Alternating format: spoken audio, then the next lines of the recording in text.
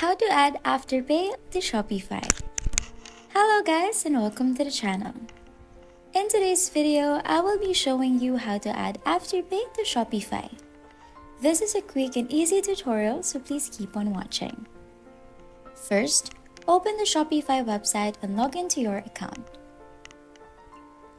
Once logged in and you're in your homepage, navigate to Settings and the options right here on the left-hand side.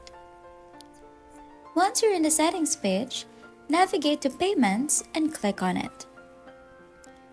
Click on the Add Payment Method and then search by provider. Then, look for Afterpay. Once you find it, just click on the Activate button. It does not show up on my account, probably because it is not available on my country. But for you, now that it's added, you just have to connect it to your Shopify by logging in to your Afterpay account. And that's it. Now you can use Afterpay as a payment method in Shopify. I hope you found this tutorial helpful. If you did, please don't forget to like, share, and subscribe for more tips and tutorials. Thanks for watching, and I'll see you in the next one. Bye!